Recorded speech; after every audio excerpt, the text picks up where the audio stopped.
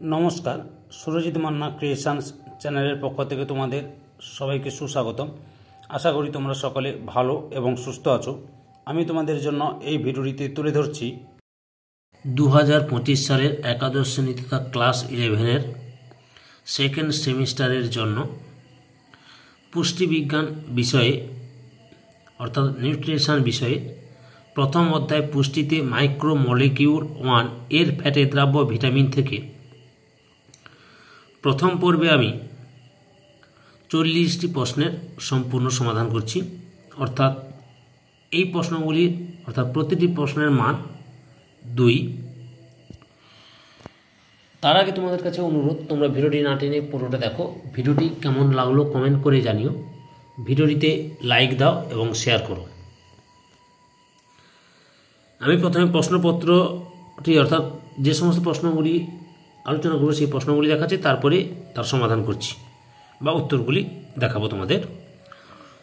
প্রথমেই রয়েছে জলে অদ্রাব্য দুটি ভিটামিনের নাম ও তাদের রাসায়নিক নাম লেখো। 2 নম্বরে ভিটামিন এ কি থেকে সংশ্লেষিত হয়, এটি প্রকৃতিতে কি কি রূপে পাওয়া যায়। 3 নম্বরে ভিটামিন A1 ও A2 এর পার্থক্য লেখো। 4 নম্বরে সাইট্রালকে কার অ্যান্টিভিটামিন বলা হয় এবং কেন। 5 নম্বরে ভিটামিন এ এর উদ্ভিজ উৎস ও প্রাণীজ উৎসের নাম লেখো। 6 নম্বরে ক্যারোটিনকে ভিটামিন এ এর পূর্ববর্তী পর্যায় বলা হয় কেন। 7 নম্বরে প্রাণীজ ও উদ্ভিজ খাদ্যে ভিটামিন এ কি কি রূপে উপস্থিত থাকে। 8 নম্বরে গরুকে সবুজ ঘাস খাওয়ানো হয় কেন। 9 নম্বরে ভিটামিন এ এর শোষণ ও সঞ্চয়স্থান লেখো। 10 নম্বরে ভিটামিন এ যুক্ত খাদ্যকে খোলা অবস্থায় রাখা বা অতিরিক্ত সিদ্ধ করা উচিত নয় কেন। 11 নম্বরে ভিটামিন এ কে অ্যান্টিঅক্সিডেন্ট বলা হয় কেন। 12 নম্বরে কোন ভিটামিনকে অ্যান্টিজেরোপথ্যালমিক ভিটামিন বলা হয় এবং কেন।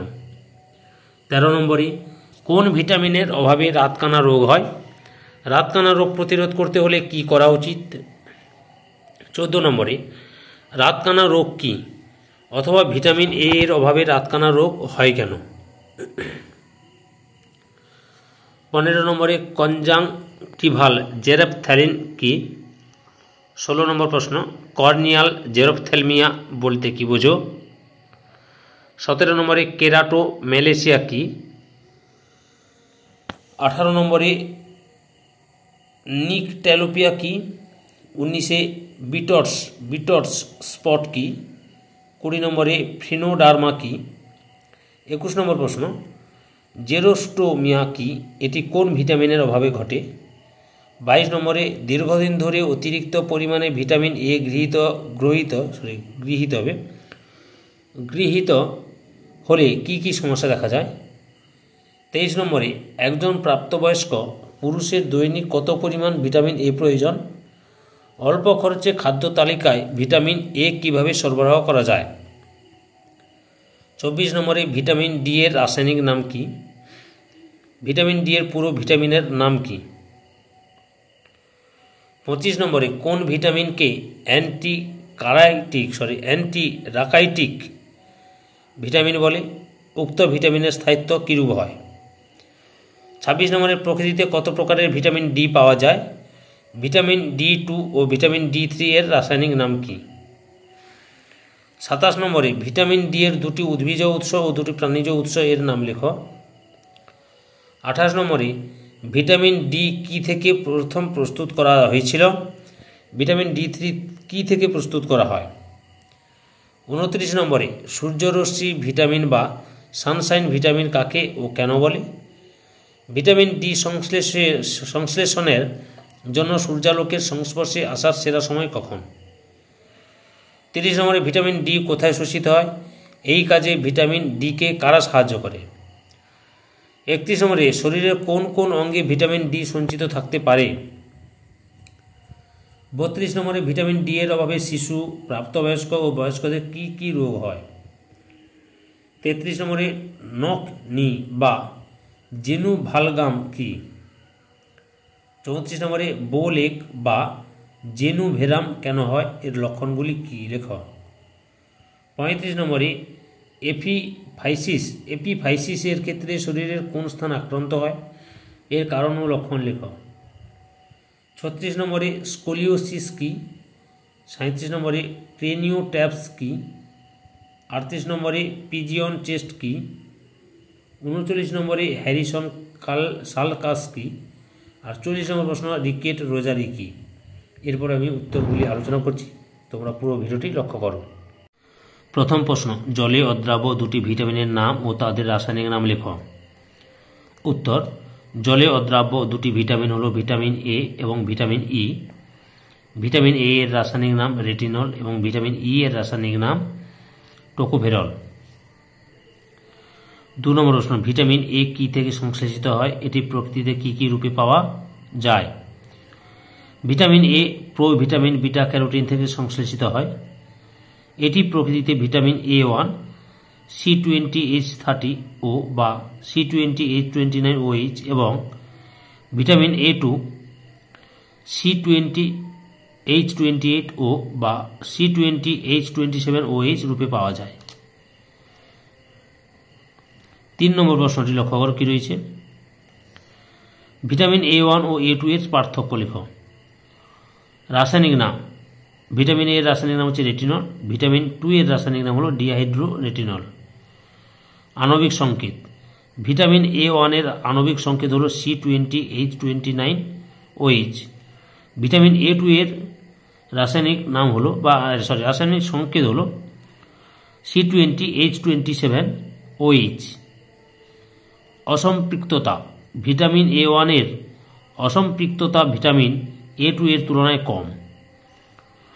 ভিটামিন A2 এর অসম্পৃক্ততা ভিটামিন A1 এর তুলনায় বেশি। গুণমান, ভিটামিন A1 তুলনামূলকভাবে উৎকৃষ্ট মানের, ভিটামিন A2 তুলনামূলকভাবে নিকৃষ্ট মানের। 4 নম্বর প্রশ্ন, সাইট্রালকে কার অ্যান্টিভিটামিন বলা হয় এবং কেন। উত্তর, সাইট্রালকে ভিটামিন এ এর অ্যান্টিভিটামিন বলা হয় কারণ সাইট্রালের গঠন ভিটামিন এ এর রাসায়নিক গঠনের অনুরূপ এবং এটি ভিটামিন এ এর কাজে বাধা দেয়। এরপরে 5 নম্বরে রয়েছে ভিটামিন এ এর উদ্ভিজ উৎস ও প্রাণীজ উৎসের নাম লেখ।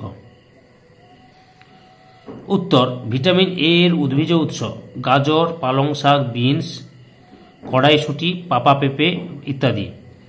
ভিটামিন এ এর প্রাণীজ উৎস ঘি, কড লিভার তেল, হোল মিল্ক, পাঠার যকৃৎ, ডিমের কুসুম ইত্যাদি।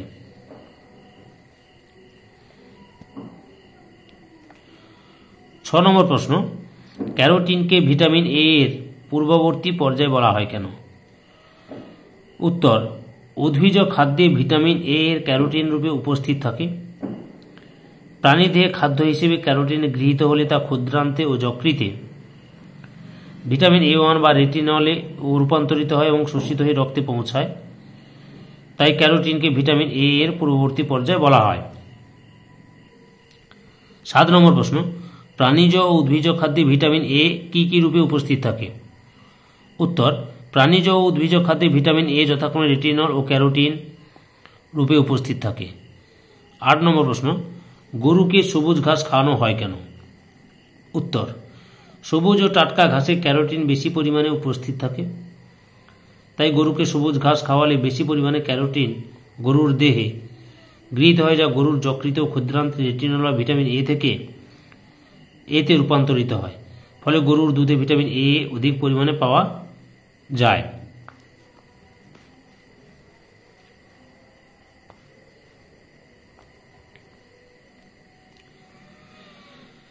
9 নম্বর প্রশ্ন, ভিটামিন এ এর শোষণ ও সঞ্চয় স্থান লেখ। উত্তর, ভিটামিন এ এর শোষিত হয় লসিকাবাহে। প্রায় 95% ভিটামিন এ এস্টাস রূপে যকৃতে সঞ্চিত থাকে। এছাড়াও বৃক্ক, ফুসফুস, স্তনগ্রন্থি ও ত্বকের মধ্যে কিছু পরিমাণে ভিটামিন এ সঞ্চিত থাকে। 10 নম্বর প্রশ্ন, ভিটামিন এ যুক্ত খাদ্যকে খোলা অবস্থায় রাখা বা অতিরিক্ত সিদ্ধ করা উচিত নয় কেন। উত্তর, ভিটামিন এ বা রেটিনলের গঠনে একাধিক দ্বিবন্ধনী থাকে, ফলে এটি সহজেই বাতাসের অক্সিজেন দ্বারা জারিত হয় এবং এর কার্যকারিতা নষ্ট হয়। অধিক তাপমাত্রায় এই জারণ ক্রিয়া আরও দ্রুত সম্পন্ন হয়। উপরোক্ত কারণ এই ভিটামিন এ যুক্ত খাদ্যে খোলা অবস্থায় রাখা বা অতিরিক্ত সেদ্ধ করা উচিত নয়, তাতে ভিটামিন এ এর পুষ্টিগুণ নষ্ট হয়ে যায়। 11 নম্বরে ভিটামিন এ কে অ্যান্টিঅক্সিডেন্ট বলা হয় কেন?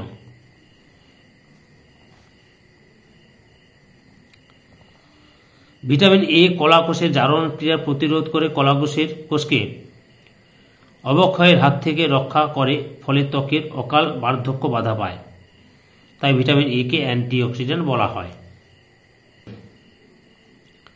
কোন ভিটামিনকে অ্যান্টিজেরোপথ্যালমিক ভিটামিন বলা হয় এবং কেন?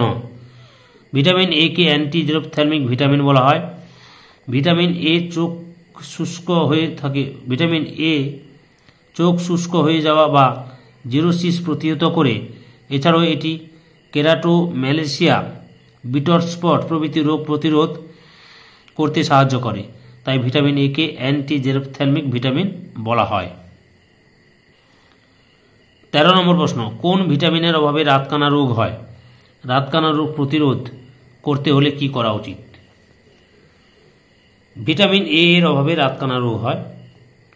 রাতকানা রোগ প্রতিরোধ করতে হলে ভিটামিন এ সমৃদ্ধ খাবার যেমন পাকা পেঁপে, কুমড়ো, গাজর, পাকা আম, গাঢ় সবুজ শাক পাতা প্রভৃতি খেতে হবে, যাতে দেহে ভিটামিন এ উপযুক্ত পরিমাণে উপস্থিত থাকে এবং রেডোপ্সিন চক্র সঠিকভাবে সম্পন্ন হয়।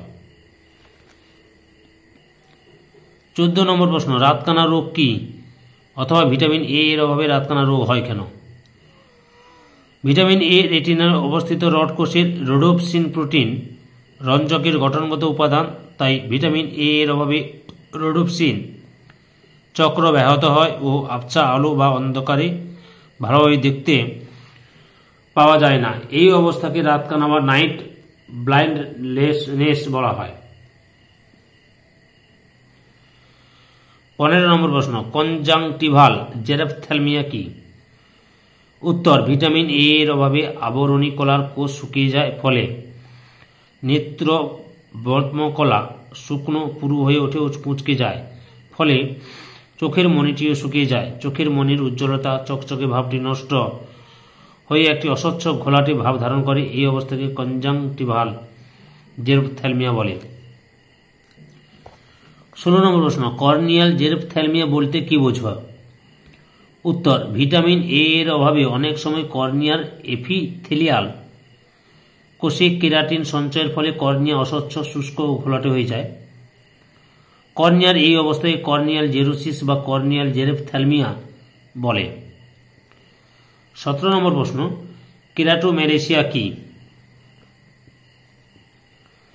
উত্তর, ভিটামিন এ এর অভাবে চোখের কালো মণির আবরণী কলার কোষগুলি নষ্ট হয়ে যায় এবং একটি সাদা আস্তরণে চোখের মণিটি ঢাকা পড়ে যায়।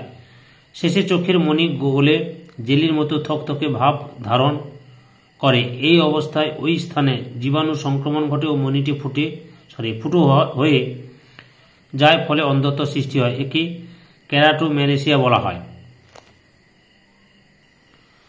18 নম্বর প্রশ্ন, নিকটালোপিয়া কি? উত্তর, ভিটামিন এ এর অভাবে যকৃতে সঞ্চিত রেটিনলের পরিমাণ কমে যায় ও চোখের অক্ষিপটের রড কোষের রেডোপ্সিন প্রোটিন সৃষ্টি হয় না, ফলে ব্যক্তি অল্প আলোয় ও রাতের অন্ধকারে ভালো দেখতে পায় না। এই অবস্থাকে রাতকানা বা নিকটালোপিয়া বলে। 19 নম্বরে বিটর স্পট কি? উত্তর, খাদ্যে ভিটামিন এ এর অভাবে চোখের মণির চারপাশের সাদা অংশে সৃষ্ট ধূসর বর্ণের উঁচু কঠিন আস্তরণকে বিটর স্পট বলে। 20 নম্বর প্রশ্ন, ফিনোডার্মা কাকে বলে? উত্তর, খাদ্যে ভিটামিন এ এর অভাবের ফলে ত্বকের সিবেসিয়াস গ্রন্থি এবং শ্বেত গ্রন্থি ক্ষয়প্রাপ্ত হয়, ফলে লোমকূপে কেরাটিন স্তূপের আকারে জমা হয় এবং ফলস্বরূপ ত্বক ব্যাঙের চামড়ার মতো মোটা, শুকনো, খসখসে ও গুটিযুক্ত হয়ে পড়ে। একে ফিনোডার্মা বা টোড স্কিন বলে। 21 নম্বরে জেরোস্টোমিয়া কি? এটি কোন ভিটামিনের অভাবে ঘটে? উত্তর, লালা গ্রন্থির কোষ ধ্বংস হয়ে গিয়ে শ্বাসনালীতে আটকে যাওয়া ও লালা নিঃসরণ বন্ধ হয়ে যাওয়ার ঘটনাকে জেরোস্টোমিয়া বলে। এটি ভিটামিন এ এর অভাবে ঘটে। 22 নম্বরে, দীর্ঘদিন ধরে অতিরিক্ত পরিমাণে ভিটামিন এ গৃহীত হলে কি কি সমস্যা দেখা যায়? উত্তর, ভিটামিন এ এর আধিক্যজনিত ফলগুলি হল মাথা ধরা, বমি বমি ভাব, ক্ষুধামান্দ, নিদ্রাভাব, ওজন হ্রাস, রুক্ষ ত্বক, অত্যধিক চুল পড়া, প্রথ্রম্বিনের পরিমাণ হ্রাস, fatty liver, liver cirrhosis, liver fibrosis, প্লীহা, পিত্তথলি থেকে রক্তক্ষরণ, রক্তকণিকা উৎপাদন ব্যাহত হওয়া, ক্যালসিয়ামের পরিমাণ হ্রাস, ভিটামিন সি এর পরিমাণ হ্রাস। 23 নম্বর প্রশ্ন, একজন প্রাপ্তবয়স্ক পুরুষের দৈনিক কত পরিমাণ ভিটামিন এ প্রয়োজন? অল্প খরচে খাদ্য তালিকায় ভিটামিন এ কিভাবে সরবরাহ করা যায়? উত্তর, একজন প্রাপ্তবয়স্ক পুরুষের দৈনিক ভিটামিন এ এর চাহিদা 600 মাইক্রোগ্রাম। দৈনিক খাদ্য তালিকায় ভিটামিন এ সমৃদ্ধ তুলনামূলকভাবে সস্তা প্রাণীজ উৎস হল ডিম বা ডিমের কুসুম। এছাড়াও বেশ কিছু সহজলভ্য সবজি ও ফলে ভিটামিন এ উৎকৃষ্ট পরিমাণে পাওয়া যায়, যেমন গাজর, পাকা কুমড়ো, পালং শাক, পাকা আম ইত্যাদি। 24 নম্বরে, ভিটামিন ডি এর রাসায়নিক নাম কি? ভিটামিন ডি এর প্রোভিটামিনের নাম লেখো।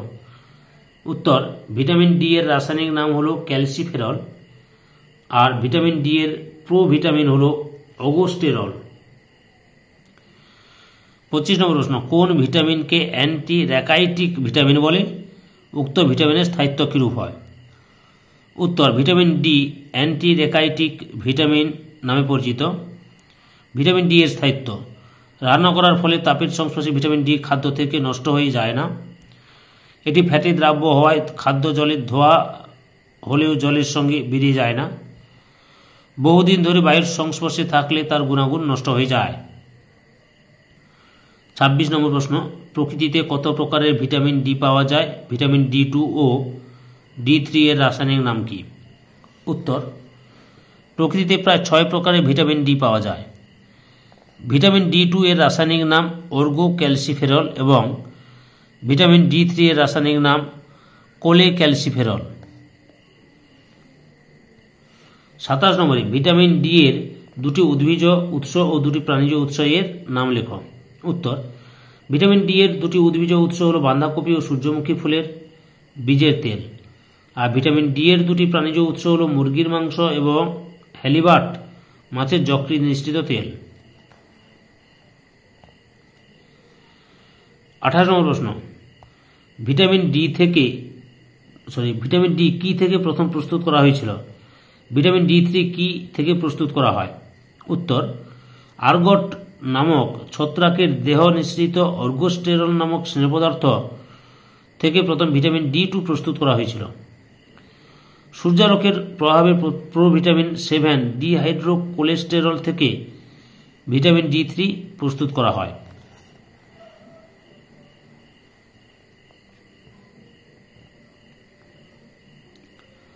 উনত্রিশ নম্বর প্রশ্ন, সূর্যরশ্মির ভিটামিন বা সানশাইন ভিটামিন কাকে ও কেন বলে? ভিটামিন ডি সংশ্লেষণের জন্য সূর্যালোকের সংস্পর্শে আসার সেরা সময় কখন? উত্তর, সূর্যালোকের প্রভাবে প্রোভিটামিন 7 ডিহাইড্রোকোলেস্টেরল থেকে ভিটামিন D3 প্রস্তুত করা হয় এবং এটি সূর্যরশ্মির প্রভাবে ত্বকে সংশ্লেষিত হয়, তাই ভিটামিন D3 কে সূর্যরশ্মির ভিটামিন বা সানশাইন ভিটামিন বলে। ভিটামিন ডি সংশ্লেষণের জন্য সূর্যালোকের সংস্পর্শে আসার সেরা সময় সকাল 10টা থেকে বেলা 3টে পর্যন্ত।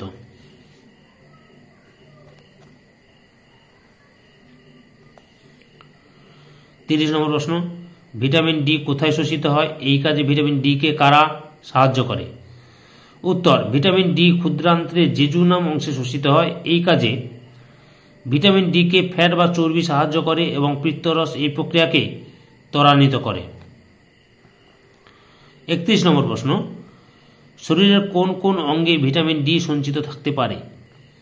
উত্তর, যকৃৎ, মস্তিষ্ক, ফুসফুস, অস্থি, ত্বক, অস্থিপঞ্জরের মাংসপেশী ও অ্যাডিপোজ কলায় ভিটামিন ডি সঞ্চিত থাকতে পারে। দেহকোষে ভিটামিন ডি নিষ্ক্রিয়ভাবে সঞ্চিত থাকে। 32 নম্বর প্রশ্ন, ভিটামিন ডি এর অভাবে শিশু, প্রাপ্তবয়স্ক ও বয়স্কদের কী কী রোগ হয়? ভিটামিন ডি এর অভাবে 6 মাস থেকে 12 বছর বয়সী শিশুদের রিকেট, প্রাপ্তবয়স্কদের অস্টিওমেলেশিয়া এবং বয়স্কদের অস্টিওপোরোসিস রোগ হয়। 33 নম্বর প্রশ্ন, নখ নি বা জেনু ভালগাম কি? এর লক্ষণগুলি লেখো। উত্তর, শৈশবে ভিটামিন ডি এর অভাব ঘটলে পায়ের হাড়ের বিকৃতি ঘটে। একে নখ নি বা জেনু ভালগাম বলে। এর লক্ষণগুলি কি হলো? দুই পায়ের হাঁটু কাছাকাছি চলে আসে, হাঁটুর নিচের অংশ পরস্পরের থেকে দূরে সরে যায়, পরস্পর হাঁটুতে ঠোকাঠুকি লাগে, হাঁটতে চলতে অসুবিধার সৃষ্টি হয়। 34 নম্বর প্রশ্ন, বো লেগ বা জেনু ভেরাম কেন হয়? এর লক্ষণগুলি লেখো। উত্তর, পায়ের অস্থিতে ক্যালসিয়ামের সঞ্চয় কম হলে বো লেগ বা জেনু ভেরাম হয়। এর লক্ষণগুলি হলো, পায়ের হাড় খুবই নরম হয়, দেহের ভারে টিবিয়া নামক হাড়টি বাইরের দিকে ধনুকের মতো বেঁকে যায়। 35 নম্বর প্রশ্ন, এপিফাইসিসের ক্ষেত্রে শরীরের কোন স্থান আক্রান্ত হয়? এর কারণ ও লক্ষণ লেখো। উত্তর, এপিফাইসিসের ক্ষেত্রে কবজি ও গোড়ালি আক্রান্ত হয়। গর্ভাবস্থায় মায়ের পর্যাপ্ত ক্যালসিয়ামের অভাব ঘটলে শিশুর এই রোগ হয়। এক্ষেত্রে কবজি ও গোড়ালিতে দীর্ঘ অস্থির প্রান্তদেশগুলি ফুলে যায় ও আয়তন বৃদ্ধি ঘটে। 36, স্কোলিওসিস কি? উত্তর, শরীরে ক্যালসিয়াম ও ফসফরাসের ঘাটতি হলে মেরুদণ্ড বা কশেরুকার হাড় নরম হয়ে ইংরেজি এস বা সি এর মতো আকৃতি নেয়। একে স্কোলিওসিস বলে। এক্ষেত্রে দেহের ভারের জন্য মেরুদণ্ড ধীরে ধীরে বেঁকে যায়। 37 নম্বর প্রশ্ন, ক্রেনিওট্যাপস কি? উত্তর, ভিটামিন ডি ও ক্যালসিয়ামের অভাবে শিশুর মাথার তালু ও পিছনের দিকের হাড় জোড়া লাগে না, ফলে সেই স্থানটি অত্যন্ত নরম প্রকৃতির হয়। একে ক্রেনিওট্যাপস বলে। 38 নম্বর প্রশ্ন, পিজিয়ন চেস্ট কি? উত্তর, গর্ভাবস্থায় মায়ের পর্যাপ্ত পরিমাণ ক্যালসিয়াম ও ফসফরাস জাতীয় খাদ্যের অভাবে বুকের মাঝামাঝি স্টারনাম অস্থি অত্যধিক বৃদ্ধি পায় ও বক্ষগহ্বরটি দেখতে পায়ের আর বুকের মতো হয়। একে পিজিয়ন চেস্ট বলে। 39 নম্বর প্রশ্ন, হ্যারিসন সালকাস কি? উত্তর, ভিটামিন ডি সমৃদ্ধ খাদ্যের অভাবে বুকের মাঝে বরাবর পাঁজরের হাড় ভেতরের দিকে ঢুকে গিয়ে লম্বা খাঁজের সৃষ্টি হয়। একে হ্যারিসন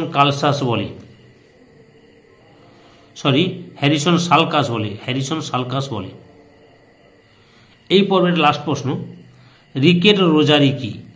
উত্তর, ক্যালসিয়াম, ফসফরাস ও সূর্যালোকের অভাবে পাঁজরের হাড়ের সন্ধিস্থলে জপের মালার মতো দানা বা গুটির সৃষ্টি হয়। একে রিকেট রোজারি বলে। সম্পূর্ণ ভিডিওটি দেখে আমার চ্যানেলের পাশে থাকার জন্য তোমাদের সবাইকে অসংখ্য ধন্যবাদ।